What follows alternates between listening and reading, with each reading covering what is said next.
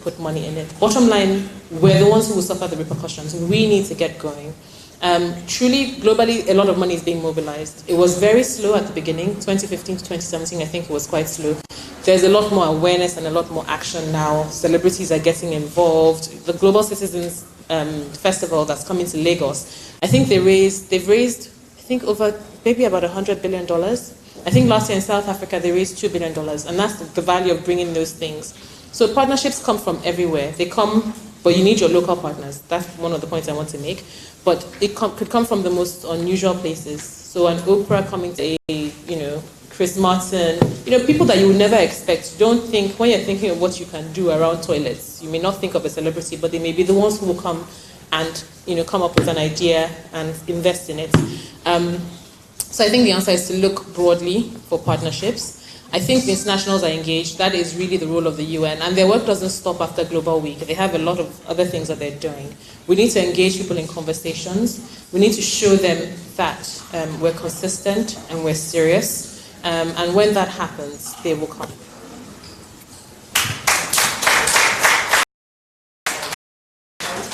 For ways, because I have an issue with this thing about particularly the Western countries talking about using clean energy. Yes, I believe in being responsible about that, but then they're talking about growth. If you must grow, you must look at your environment, situate your problems, integrate your problems, develop your problem, integrate it in line. Today, China is the biggest economy, or I think by 2020 or 2030, they'll be the biggest economy. But they didn't get there overnight. They got there using the local things. If you check the Indian economy too, I had this Indian boss, they'll come in with these raw machines, and the guy will tell you, young man, get your hands dirty, because that is how to do it. And they use these so-called crude technologies to get to where they are. But unfortunately, we want to start from rocket science. It doesn't work like that. So I feel as much as we want to push the SDGs, we must do that with a sense of responsibility to create our own indigenous abilities so that we can compete globally. That's on one hand. Then the other aspect I want to talk about is something you're trying to address, but there doesn't seem to be a thread running through it. I'm happy you're here. A lot of young people have ideas, but the problem is there's no enabling environment. Where you're coming from, look at America. A startup can just grow from $0 to $1 billion industry in less than 6 months because the governments have created a enabling environment. Here, no matter how good those ideas are, it will just remain ideas because the opportunities are not so. I want to plead that now that you are in this office, and also since it's addressing the issue of wealth creation, I would want to plead that can we begin to create platforms for the young people, particularly in Lagos State. Let's even leave Nigeria, particularly in Lagos State. Let's begin to create platforms that young people can subscribe to. We are talking of the young lady you just mentioned, but then some persons are pushing it because they have the opportunity. Here there are so many better persons, but then those opportunities just as good. They are using, governments sometimes use their offices to suppress dissent. Dissent is not necessarily bad. Okay. I agree entirely with your comment. I think we are too outward focused. And I was at an event yesterday, an Ease of Doing Business event at PEBEC, the Presidential Enabling Business Environment Council and Secretariat, led by the brilliant Dr. Jumoke Oduwole. But in conjunction with Lagos State, the Office of Transformation, Creativity and Innovation under the Head of Service has done a brilliant job in terms of just trying to make just make business easy in Nigeria. And Dr. Ola Orekunrin was saying, we don't tell our own stories. We don't look at what is possible. We look at this Ease of Doing Business ranking as the World Bank has defined it, for example. And there are many things that actually are part of Ease of Doing Business that are not reflected.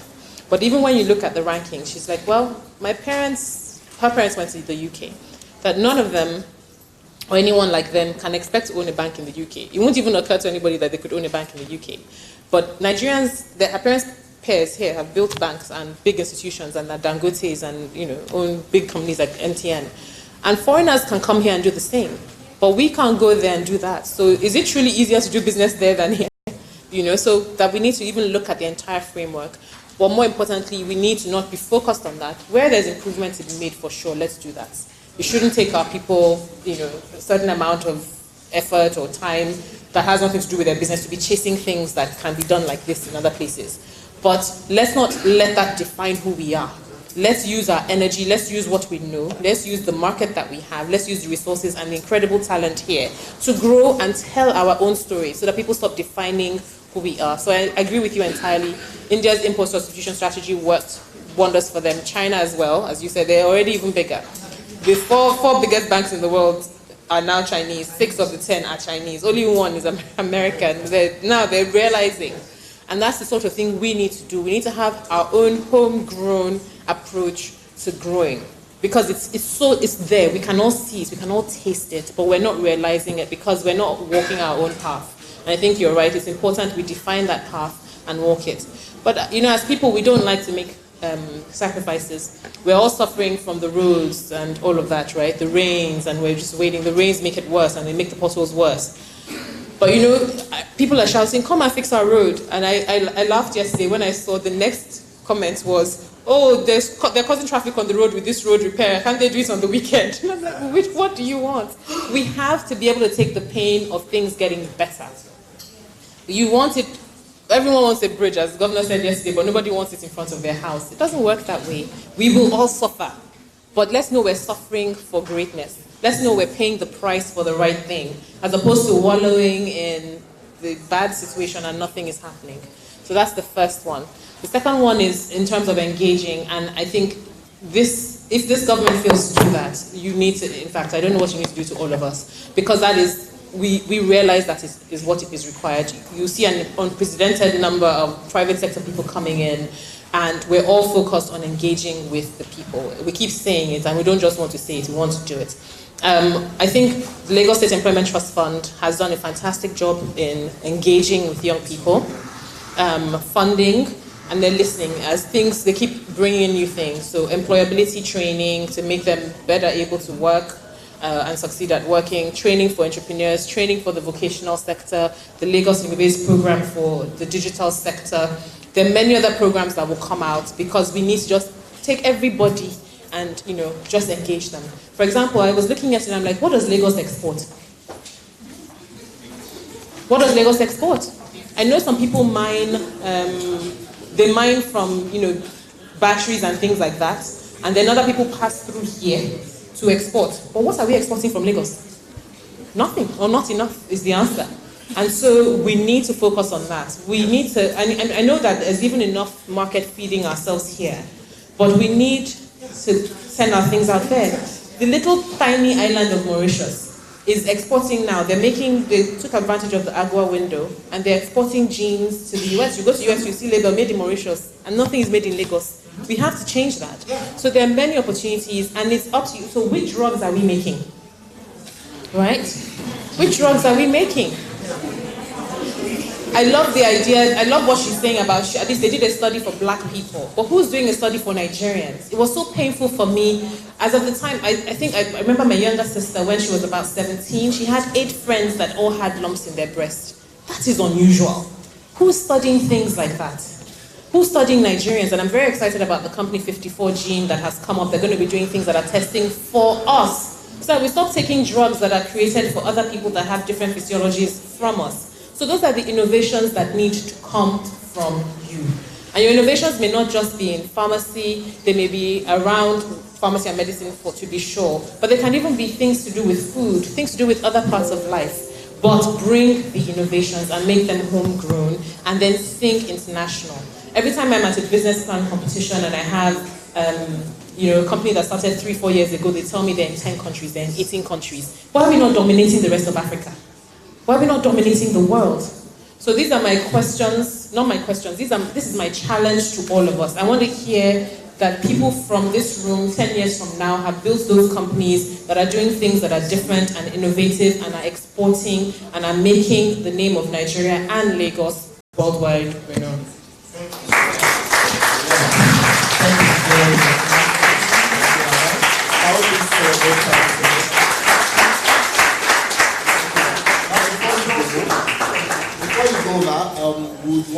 YPG team, PSA YPG team to please for the photograph, and the Honorable Commissioner, sir, please join. And then the Commissioner also, please so we can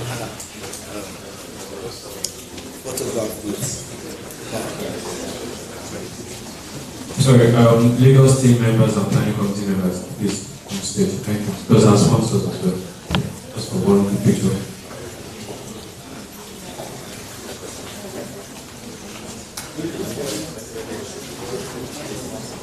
Too much. Compress. Water.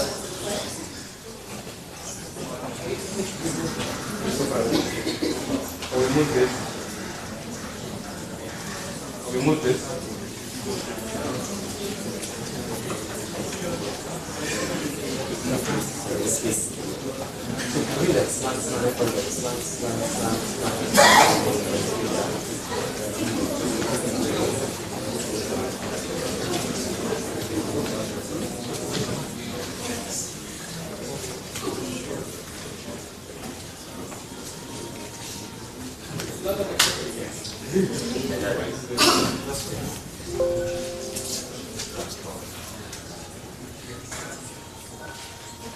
One more.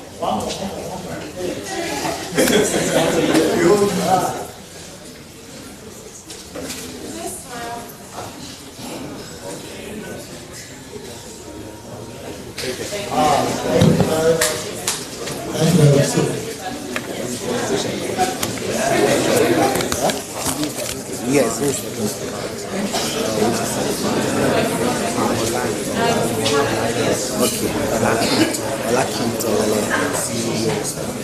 Okay. Alright, speaking, we want to have the second presentation. I would want to make welcome Mrs. Lakito. Can we please appreciate her?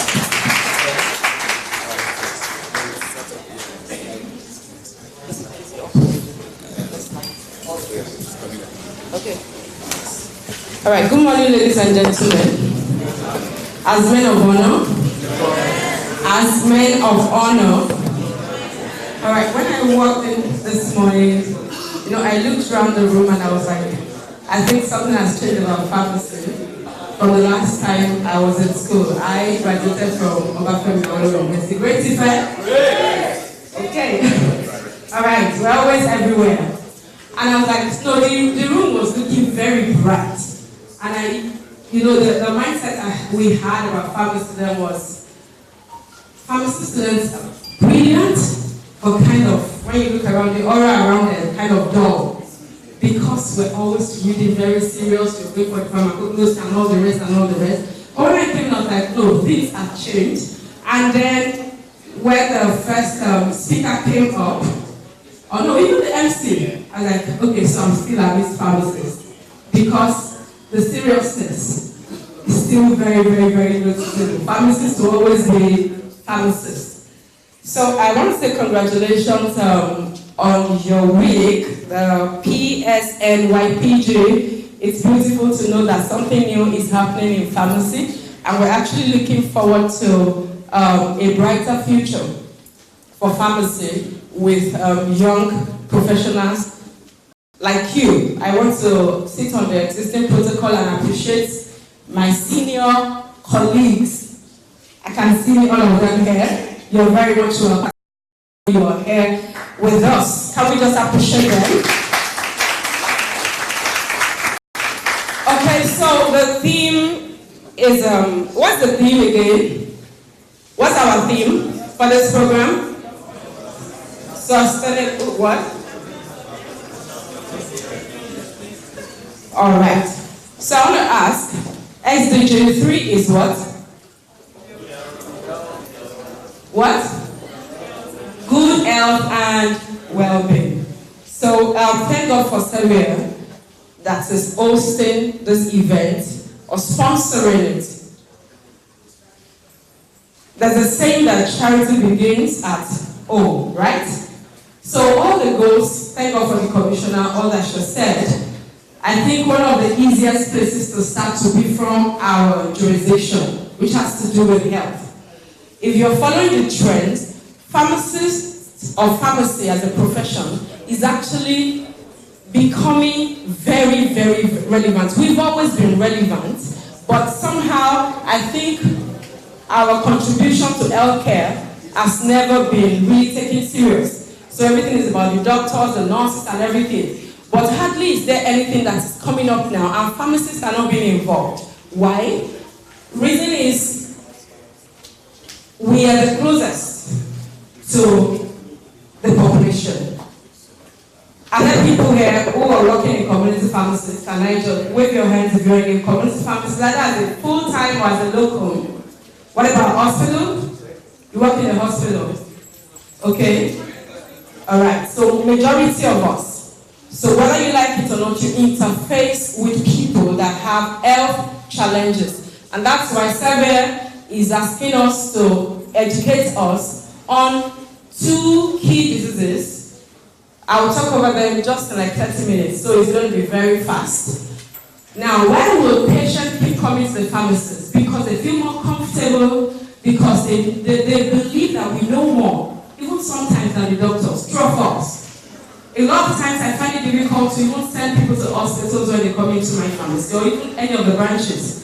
They're like, no, you guys tell us more about the conditions. If I get to the hospitals, my prescriptions are already ready before I even finish saying what is wrong with me. So they tend to trust the pharmacist more. And so we can actually use this advantage to contribute in this perspective to the SDG.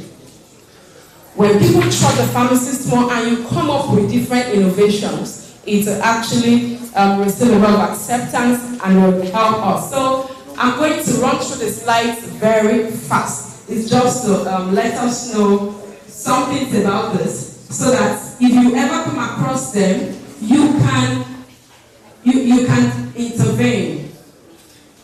We'll be talking about the ethical rationale in management of pain and other symptoms related with hemorrhoid and chronic venous diseases. A lot of times we don't, particularly those of us that work in community practice or hospitals, we don't think in line of hemorrhoid. It doesn't come often. But a lot of times we miss out on them, and the same thing with CVDs.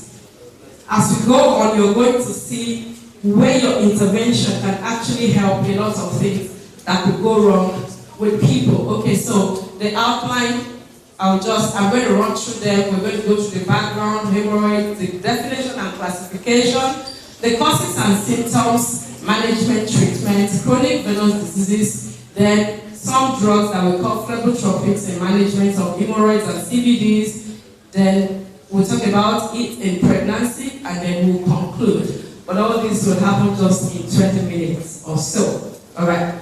So, pathogenesis of hemorrhoidal diseases. Why are we going through it? When someone walks into the pharmacy, or even when they come to the hospital after seeing the doctor, and rather than just give them the drugs, sometimes they want to know what is wrong with them. And when you are able to know the background of the challenges, their compliance actually goes up, because they'll feel like, oh, someone has told me what's wrong, and if I'm able to do something by myself, the likelihood of me getting better faster is actually high. So, what's the pathogenesis of hemorrhoids, or what we generally call PILE? You find out that it's a venous disease. Usually, there is degeneration, as you can see there, degeneration of the anchoring connective tissues within the veins, and so there is stasis. There is prolapse and formation of hemorrhoids. Because I'm going to rush through it, I don't want to go step by step. But usually what happens is that once this first process starts, there is stasis. That means the blood doesn't move as fast or as well as it should move within the veins, and so some kind of reactions are set up.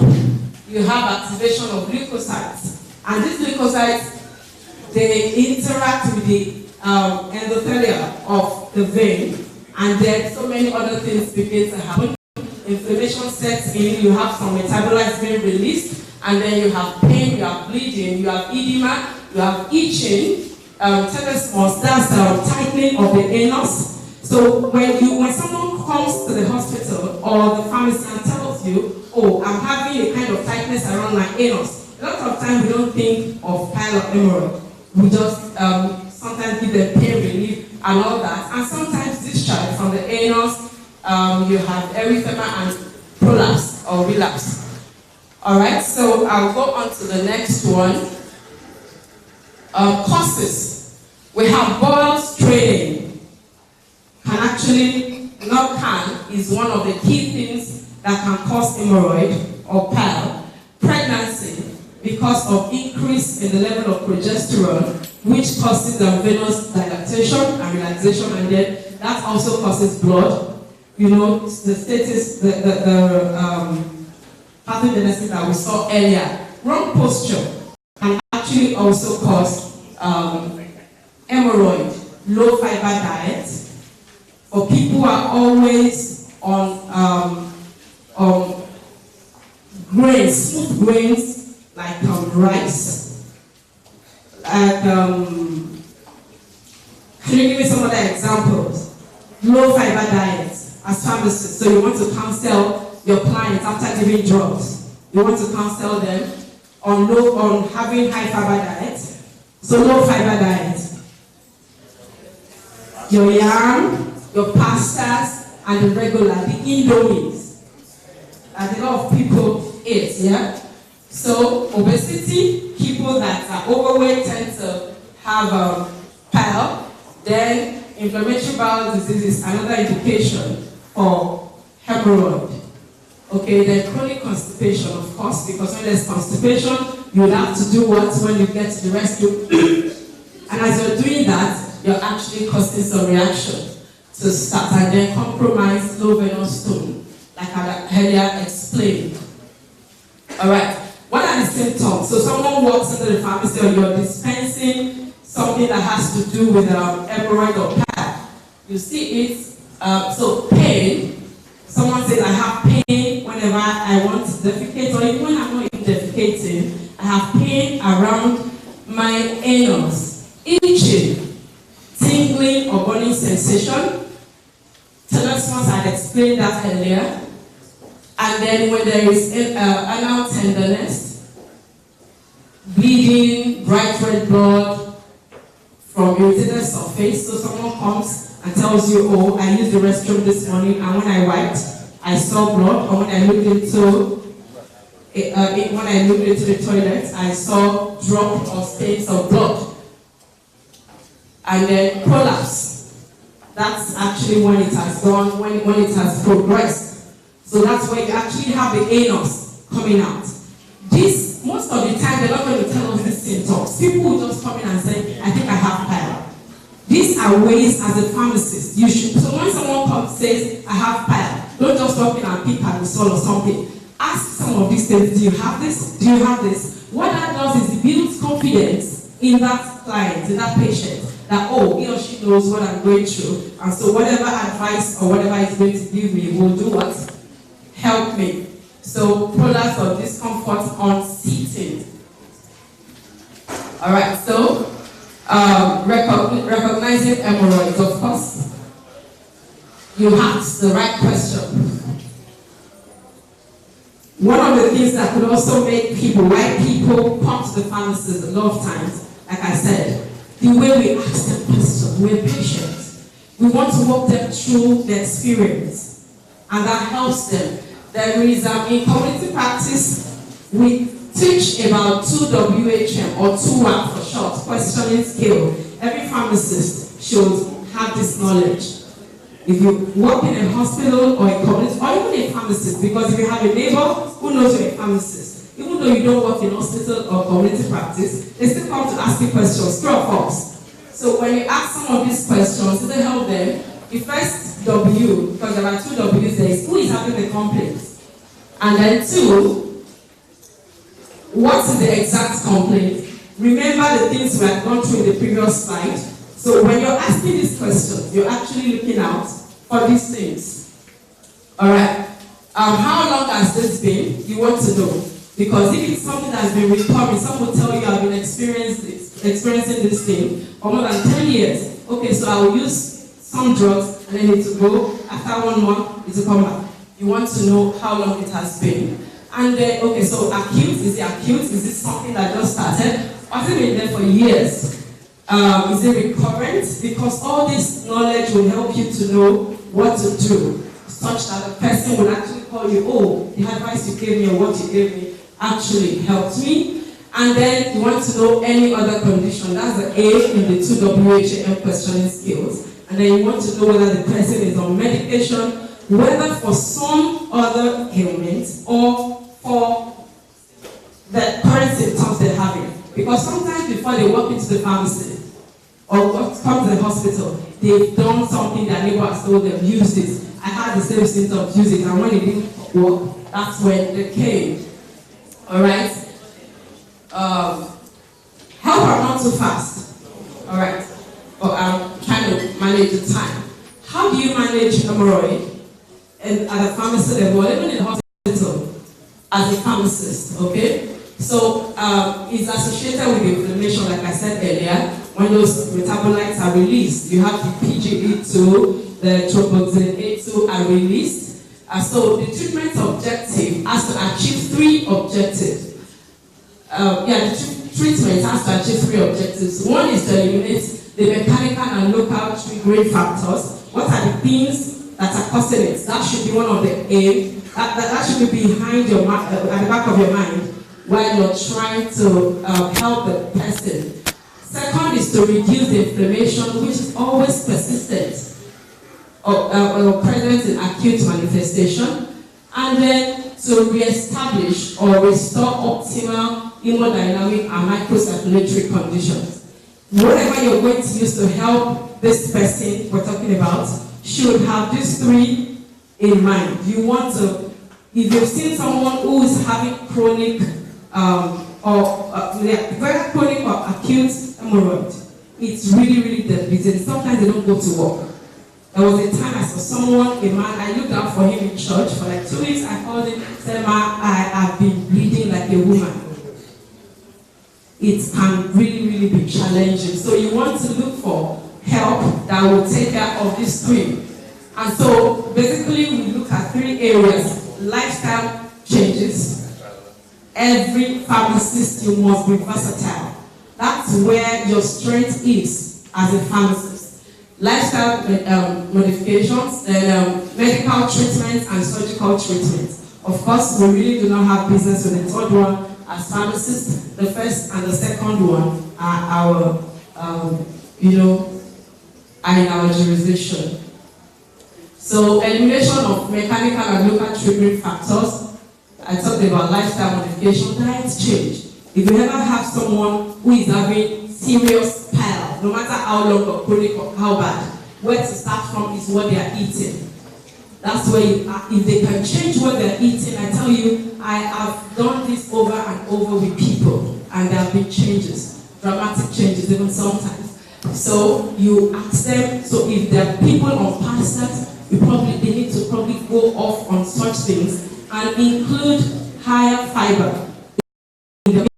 You have whole grains, beans, vegetables, raw veggies, pineapple. If they're taking oranges, you want them to.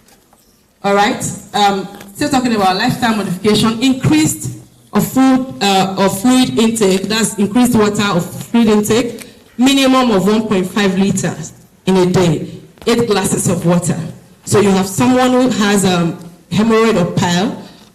Tell them to increase the water intake and then regular exercise.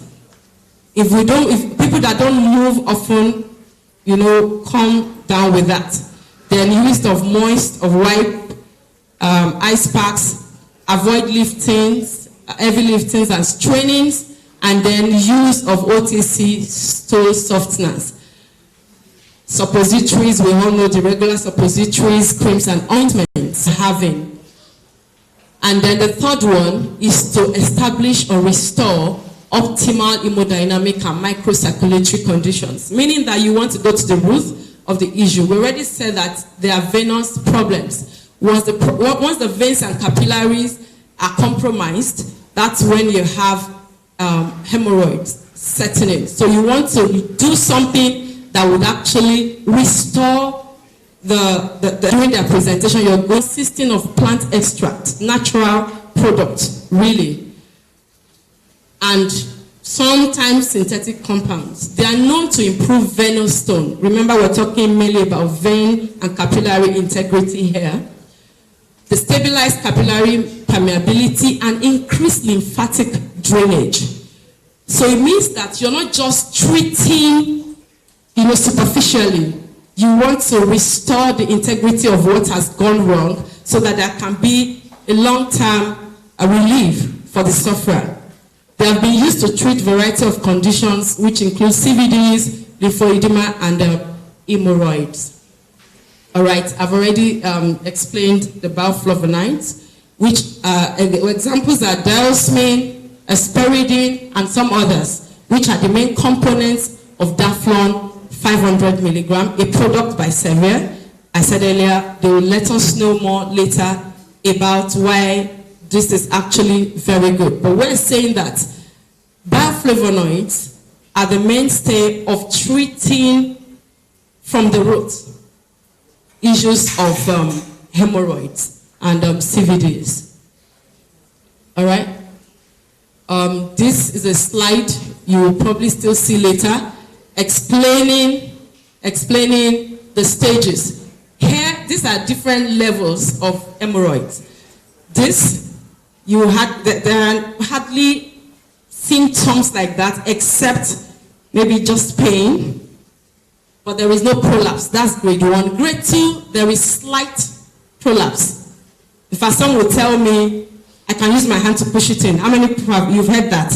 Yes, okay, good. So we're together. And then here, the prolapse is more. It can hardly stay even if they push it inside. So it's becoming more discomforting. Of course, this is irreducibly prolapsed. They can't do it at this level. They probably do surgery. So as the pharmacist, these 2 stages are where we can intervene. So when they present at the pharmacy, your intervention here can actually help them from degenerating to this place. Do we get what we're trying to say? So it saves them surgery and all of that. And what we do, what we recommend here, what do we recommend here from what I've said earlier? Lifestyle modification, all right? And then the use of flavotropics, which would help them restore the integrity of what is going wrong before it actually becomes irreparable and they have to go through surgery, because people are going through this surgery practically every day. All right. Then CVD, I think that's shorter. How many of us have heard about sick? Okay, 5 minutes. Okay, no problem. I would have. Okay, so CVD, let me just, you can read through. It is chronic venous insufficiency or disease. Is considered as a collection of abnormalities resulting from dilatation of veins of the lower limbs, incompetence of the valves, and the resultant raised venous pressure. I have a cousin, she's about my age. For a long time, at least more than 15 years, she's had a leg sore that's refused to heal. She's done surgeries, skin grafting, and then it keeps relapsing. It was in my practice that I got to know that there's the possibility that she's suffering from CVD. And what we're getting to know today is helping her already. Yes, she's still, I think the sores are almost gone, but it has taken her so many years. And I'm happy. In fact, some weeks ago she called me. I told her, I know something you can start doing that will probably help this your journey. And when I spoke with her last, she said my consultant actually told me, has placed me on some of the drugs you also mentioned to me. You know, we're talking about health for all. Over time,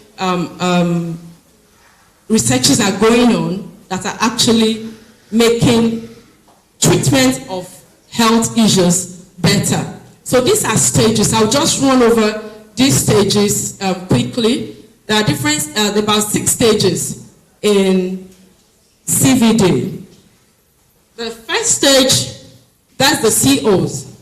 And this is the time, most of the time, they present to you as a pharmacist. They come in and say, my legs are always aching. My ankle are always aching. I have used different pain reliefs, and then we change them from Panadol to ibuprofen to what else? Celebrex, from Celebrex, and then you keep going higher. We leave one day, and then 1 week, 2 weeks, they're back. Who knows what I'm talking about?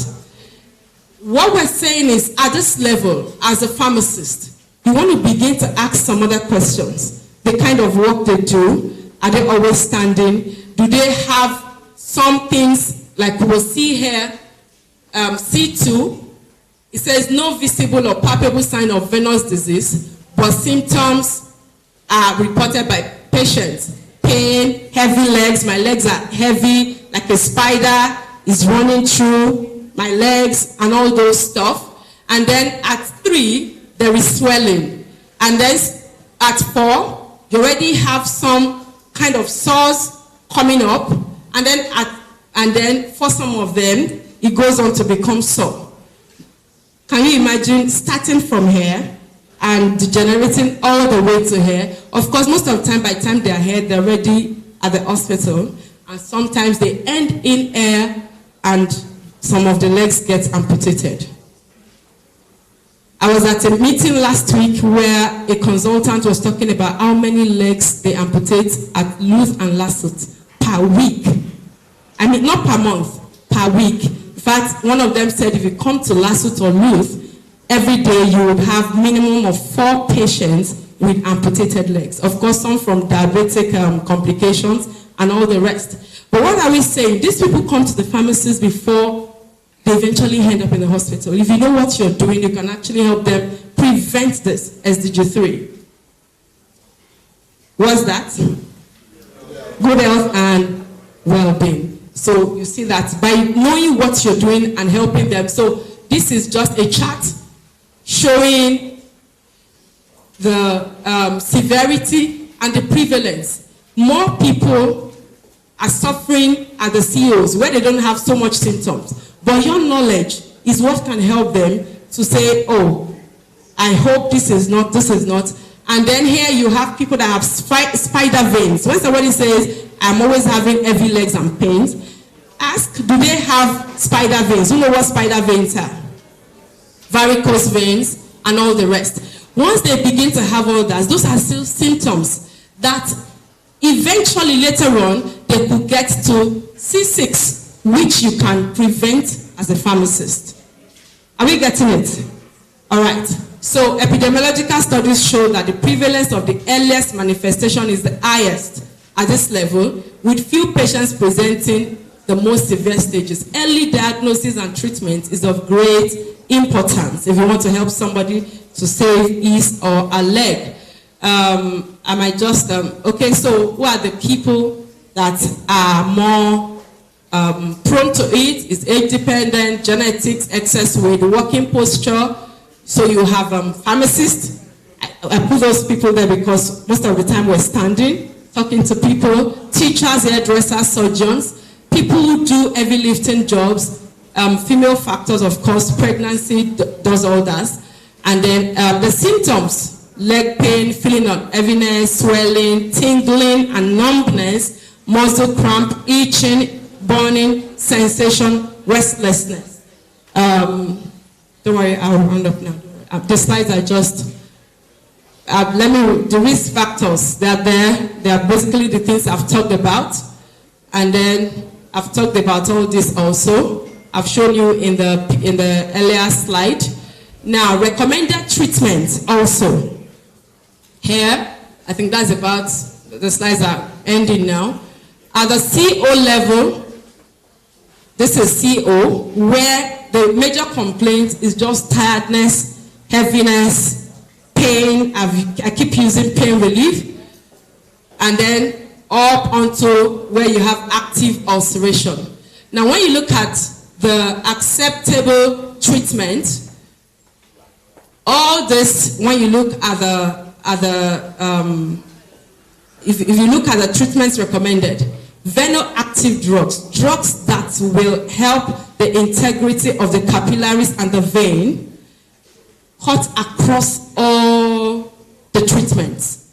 And then you as a pharmacist can actually encourage them as, lifestyle modification with venoactive drugs, flebotherapies, and then for some of them, once it reaches here, you have sclerotherapy, where some of those wounds or the ulcers have, they have to be some kind of mild surgery, so to say. And then compression therapy, compression socks. Sometimes when they wear such, they get better because you're actually helping, you're forcing blood to move around the legs. And then topical therapy and then surgery. But one thing is key. If those interventions have been done earlier, the likelihood of going into so far degeneration is highly reduced. Xavier will talk more about Daflon later. I think this is still about what is in it, which Daflon is basically the bioflavonoids. We talked about the flavotropics. And then the therapeutic value, you recommending flavotropics for your patients would help them in piles or hemorrhoidal diseases, in the CVDs, and of course in gynecological indications when you have people who have menorrhagia, who have IUCD bleeding and premenstrual syndrome. Of course, this slide, I believe, is going to come up later on. I know that one of the questions that we want to come up, so I put it so that it's answered, because one of the people that complain about this a lot, whether hemorrhoid or CVD or pain in the leg, are pregnant women. Can pregnant women use it? Yes, because it's been proven to be safe all through pregnancy. The intra-abdominal, the placental movement is just about 0.003, which is very, very insignificant. Conclusion of this for you as a pharmacist is that whenever you have people coming in with some kind of complaints, you look beyond what they're saying and look at what can happen to them in future and how you can intervene, knowing that the mainstay of ethical rationale in management of hemorrhoid and CVDs rely on your counseling, not just selling, addressing the lifestyle-related factors and effective flavotropics, which offer comprehensive pharmacological answers to improve healing, quality of life, and less recurrence. And with that, I say thank you very much.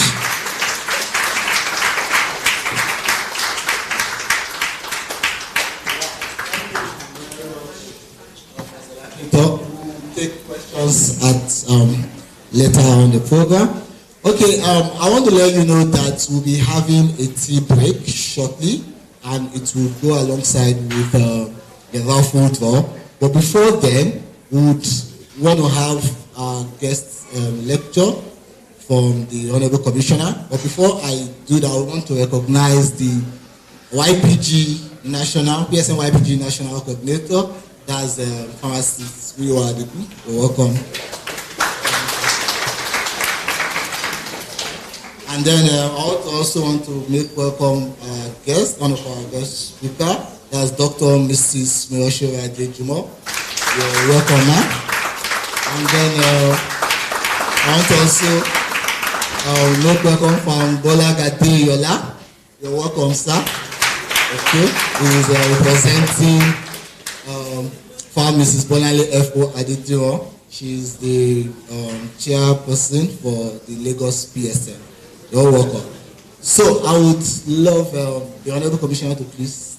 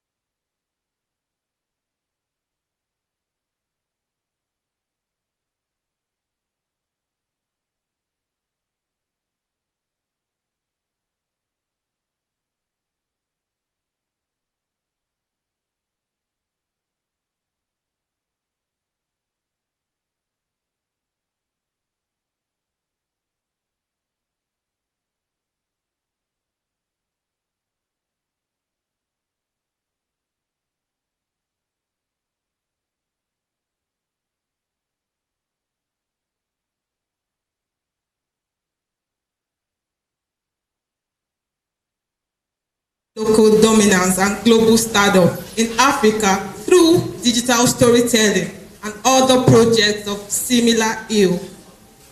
Home Advantage Africa is an international community poised to be at the forefront of a shift towards the creation and strengthening of the African narrative, welcoming Africans from every culture and discipline, from science to business to sports to global issues, who desire to stand tall and tell their stories to the world.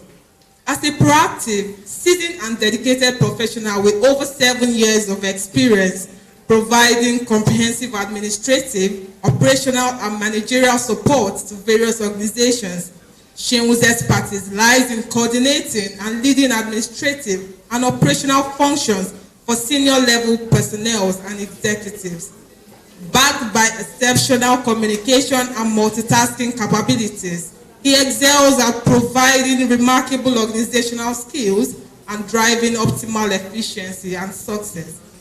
The Seun Fakorede, as he is professionally known, enjoys focusing on the topics of sustainable development and leadership that result in national economic transformation with an incorruptible passion for youth empowerment, good governance, and nation building. Seun is proudly an indigene of Oyo State, an unrepentant lover of the state. He loves reading good books, discovering new ideas, trying new food, and traveling. He is keenly interested in everything about Africa, inspiring and nurturing viable network and relationships across the continent. So ladies and gentlemen, may we welcome Mr. Seun Fakorede.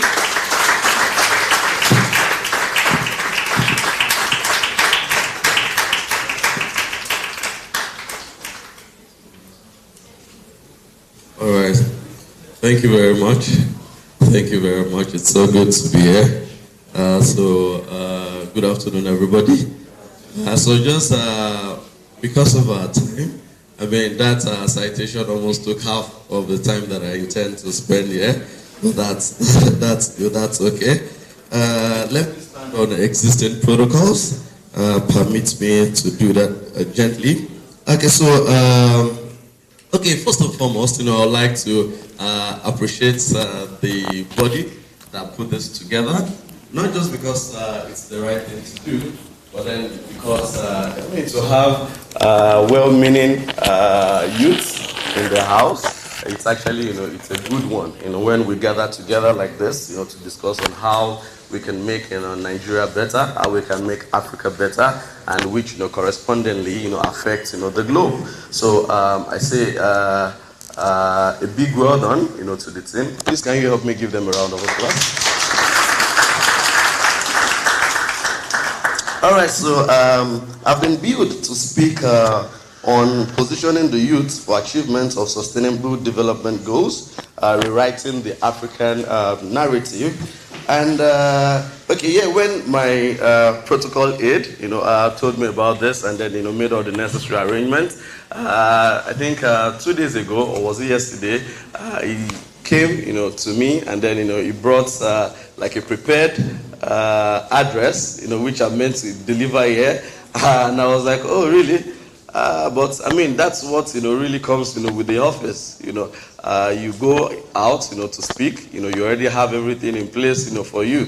So but then for today, for now, I'm not going to use what he prepared. I'm just going to speak from my heart, and I believe that that is really what we need to do. I mean, there are a lot of things that we need to correct.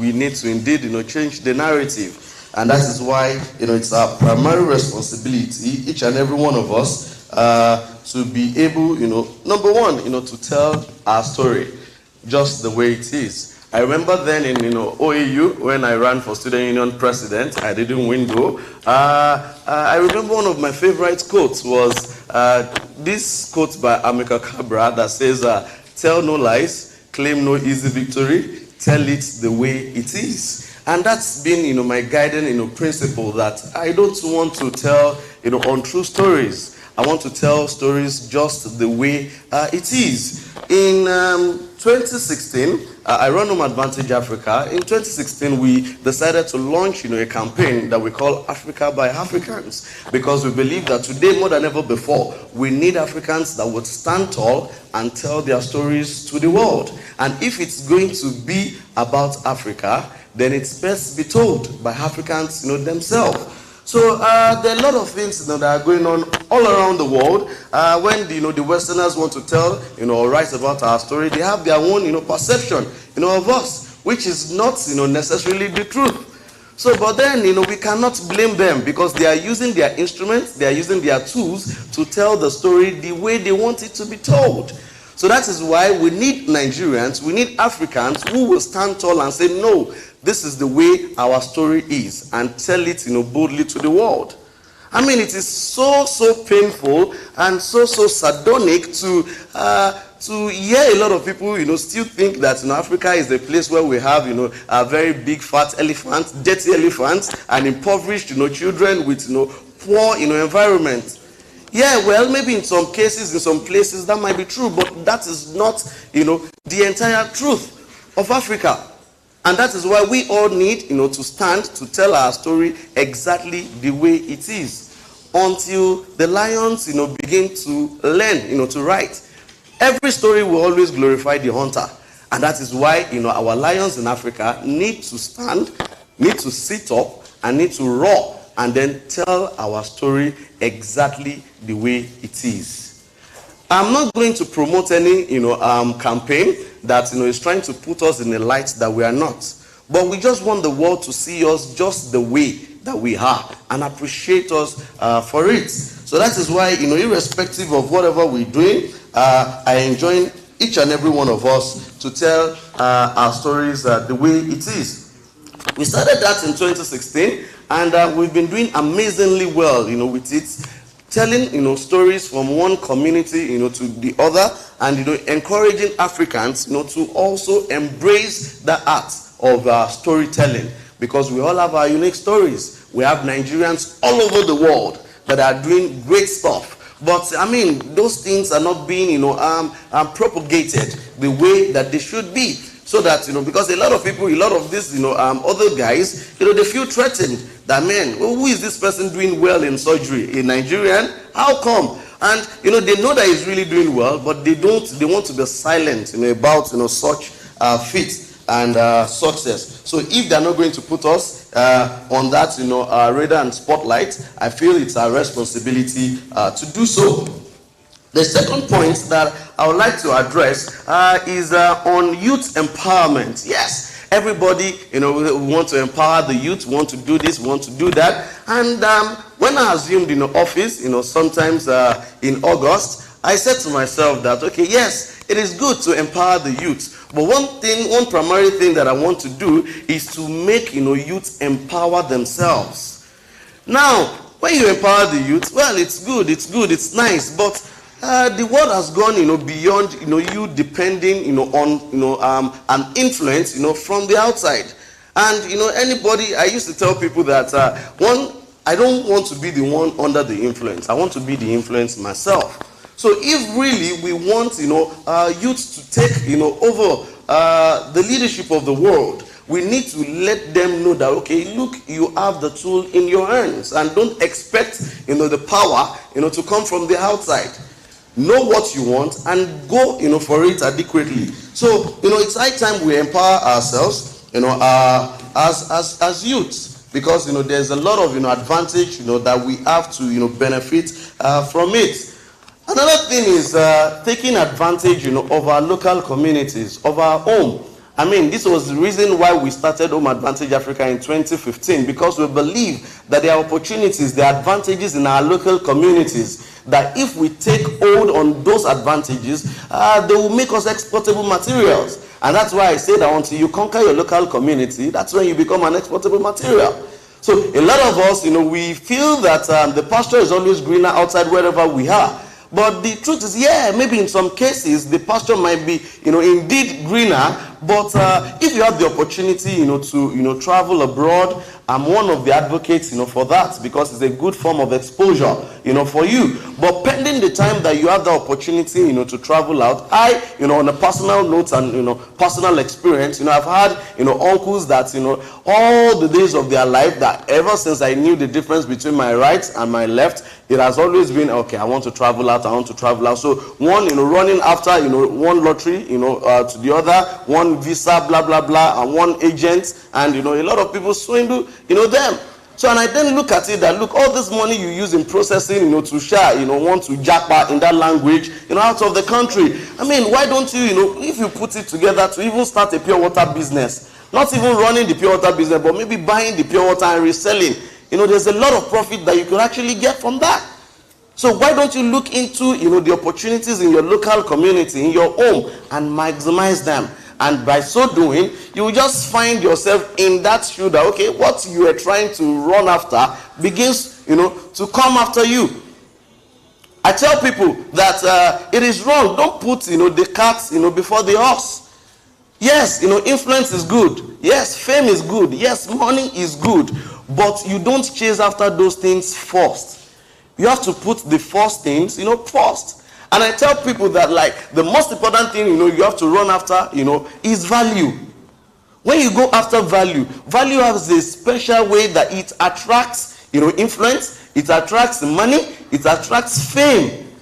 So going after, okay, yes, when you now get, this so-called, popularity, and you have the audience, but there's nothing to feed them, no content whatsoever. And that is a lot of things that we have today. A lot of our celebrities, I'm sorry to say, but a lot of them are empty tanks with massive, huge following. But there's nothing they are dishing out, nothing reasonable. So that is why, those of us that have, good content, it is now our responsibility to package our content well. Yeah, a lot of people say, you cannot judge a book by its cover. I'm saying, please, gently, in the most, honorable way, shut up. The content is as good as the cover. So, Oga, work on your cover. Because really, nobody has the time to, wait for you to really, for the time to really see what is in the content. So make sure that your cover is as attractive. Because this generation, there's no time. There's no time. So you are saying it's not about the outside. It's not. We are not the Holy Spirit. So package yourself adequately, and when people see a good package, let them be able to meet with a corresponding, content. All right. So I actually, pen them down so that I'm not going to lose, my thoughts. So I just have 2 more, to go. The third one is perception. Yeah, they say perception is stronger than reality. Yeah, well, maybe. Because, when it comes to all these, things, I don't like to be absolute, when they say, no, I like to, be objective. And, nothing except the truth is the truth that is, absolute. So, and there's a lot of things that are going on, today. When, you talk about, age, and, they quite, equate, age, to some things like that. And, I'm actually, against that. Like 3 years ago or 4 years ago, I was speaking at a TEDx event, and then I told them that, look, there is nothing, I personally, you don't have to believe this, there's nothing like a young professional, a young leader, a young photographer, a young makeup artist, a young leader, a young pastor, a young imam. There is nothing like a young man. A man is a man. If you are not a man, you are a boy. Because manhood is absolute. It's not relative. So there are some factors that they actually considered to say that, okay, this, when you enter into this, you have entered into manhood. A professor is a professor. Because the same thesis that so-called old professor wrote is the same thesis that 25-year-old or 27-year-old guy wrote. So if they went through the same, the same process, why should you now come? Because, and if, the intention towards that young is actually okay, it's good. But what I noticed that this generation, that young has been introduced to water down the potency of some select individuals. So they see them and say, these ones, they are young professors. And these were our professors, Lily. No. Call everybody on board. Anywhere in the world, the truth is absolute. It is not relative. I will leave the four shores of Nigeria, and when I get to the UK or the US or anywhere in the world, the truth about me is I'm a boy. And under normal circumstances, it is impossible for you to hear that, Shemfatu is now in the US. Guess what? He's no more a boy, he's a girl. So that's the same. So we should always, the truth is, there's nothing like, the relativity of the truth. The truth is always absolute at all times. So please, in moving on, don't let anybody disenfranchise you by saying, by putting a tag, no, this is not for young, professors. This meeting is not for young, leaders. This meeting is not for young pastors. A pastor is a pastor. A leader is a leader. Okay, please. So, okay, let me share a quick story, with you. I'm very sure that my friend, knows about the story. So, I was privileged, to direct one of our friends, a friend, one of my bones, as I call him, campaign. And there was a particular time that we're going to attend, a particular meeting, and these, people, the big wigs of the political party, in Lagos here, they were already waiting for us. That okay, you guys, where are you? And we're stuck in the traffic. So when we got, to the venue for the meeting, as we entered, I entered with my principal, and we're going to enter into the room. And then the man looked at me, an elderly man, looked at me and said, you know what, you wait for us at the lobby. Okay, you, come in. And I said, sir, with all due respect, sir, if he is going into that place, I will have to go with him. Why?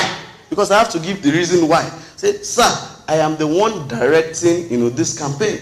So if my candidate is going inside, I have to go inside with him.